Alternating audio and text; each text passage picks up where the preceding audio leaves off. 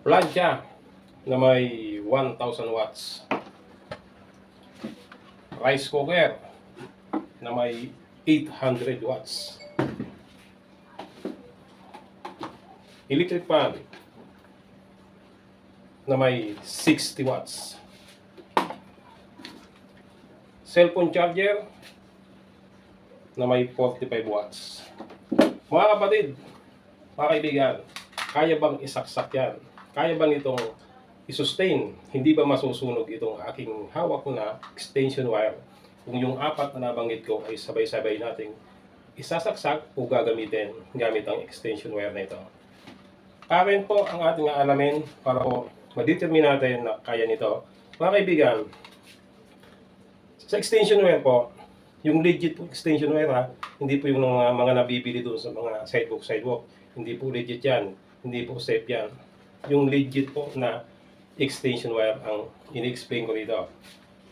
May mapapansin po kayo dyan, nakalagay 10 amperes, 250 volts. Meaning, ang kayang i-sustain nito o ang kayang dumaan na current dito, maximum na po yan ha, ay 10 amperes.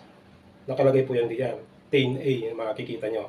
Meaning, 10 amperes po ang maximum. Pero po, to make it safe, para po mas sigurado tayong safe na safe gamitin ito, hanggang 80% lang po ang dapat na dumaang current o amperahe sa extension wire na ito kapag sabay-sabay nating isinasaksak ang ating mga appliances. Gaya po nga nasabi ko, yung plancha na may 1,000 watts, yung rice cooker na may 800 watts, yung electric fan na may 60 watts, yung cellphone charger na may 45 watts, mataas na po ang power nun o ang wattage nun. Tignan po natin kung kakayanin ito. Kukumputin natin yan. Papakita ko sa inyo kung paano yan malalaman, kung paano malalaman ang current o ang amperahe dumadaan dito kapag sabay-sabay nating ginagamit o nakasaksak ang mga appliances. Okay, solve natin.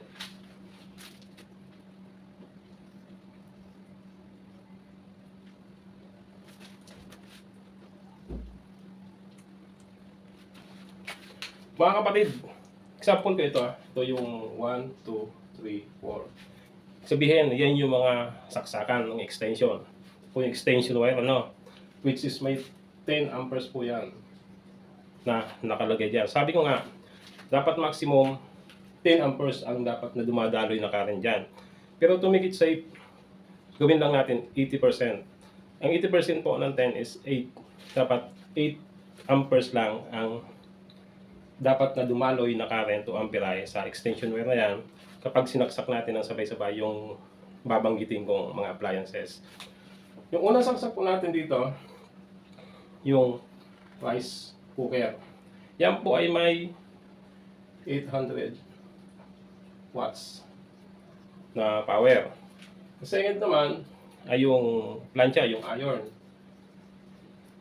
Which is may 1,000 watts naman yan na power. Number 3, yung electric fan. Electric fan. Which is may 60 watts na power. Then the last na saksakan, yung cellphone charger. May 45 watts po yan. Cellphone charger na may 40 watts. 45 pala. May 45 watts. Para makuha natin, itututan natin ito, ano? Yan. Gamitan natin ang calculator para makuha natin yung current o amperaheng dadalo dyan. Una natin muna yung total power nitong apat na to, yung wattage niya. 800 plus 1,000 plus 60 plus 45. Yan po, 1905 watts lahat yung power niya. 1,905 watts. Yan na po ang total power nitong apat na appliances na binabanggit ko. Yung kumbaga sabay-sabay nating sinaksak o ginagamit. Yan. Rice cooker, 800 watts. Plancha o iron, may 1,000 watts. Electric fan, 60 watts. Cellphone charger na may 45 watts. A total of 1,905 watts. Yan po ang total power niya. Ngayon, paano natin makukuha ang amperahe? Sabi nga 8 amperes lang po ang dapat na dumaloy dito para po safe tayo. Hindi po magmi-melt, hindi po masusunog ang ating wire.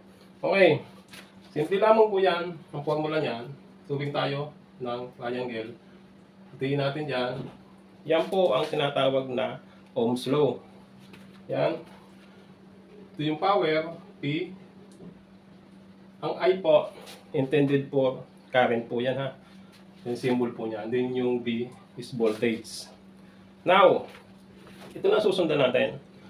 Kung kukunin natin yung current, itong I, meaning power over voltage. Yan. Power over voltage. Ngayon, ano ba ang power? Which is 1905, di ba? 1905 watts. Yan. Ano bang voltage? Yung po yung voltaheng sinasaksakan natin, yung kuryente na yung source o power, which is 220 volts po tayo, di ba? 220 volts. 220 volts. Yan. Kaya ang sagot dyan, i-divide lang natin para makuha natin yung amperahe na dumadaloy na dito, yung current. Yan. 1905 divide to 20. Ayan po. 8.65. 8.65 ampere. Ito po yung current ha. Yung I. Ampere po amperes po ang tawag yan. Meaning nag-exist tayo. Sumubra na tayo sa 80%. Na which is yan ang pinaka-safe niyan. Kahit 10 amperes pa ang nakalagay sa mga extension wire natin, huwag po natin sasagad yan. Kailangan 80% lang ang dapat dumalo dyan para po hindi masunog ang ating mga electrical wire. Ngayon, dahil sumubra na tayo dyan, possible nang iinit ang wire na yan. Pag matagal natin ginagamit, matutunaw, yun na, magsu-short circuit na, magkakasunog na tayo. Yan. Kaya ko po ito pinapaliwanag para po maging aware kayo sa paggamit ng mga extension wire. Take note po ulitin ko, ang pinapaliwanag ko pong extension wire dito ay yung mga legit.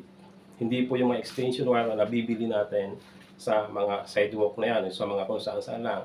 Bumili tayo ng mga extension wire sa mga legit store, tulad po ng mga handyman, mga ganyan. Sa mga mall, yon, mga legit po yon. Okay? Para po hindi masunugan, magbawas tayo ng saksak. Kahit yung charger na lang ay huwag na natin isama. Huwag isa man dyan. 3 lang po sa mga ito ang pwede natin ipagsabay-sabay. Okay, thank you so much. Sana nabigyan ko na naman ngayon ng kahit papaano ng kapirasong idea about sa ating safety. Lagi po natin tatandaan, lamang ang may alam. Thank you so much.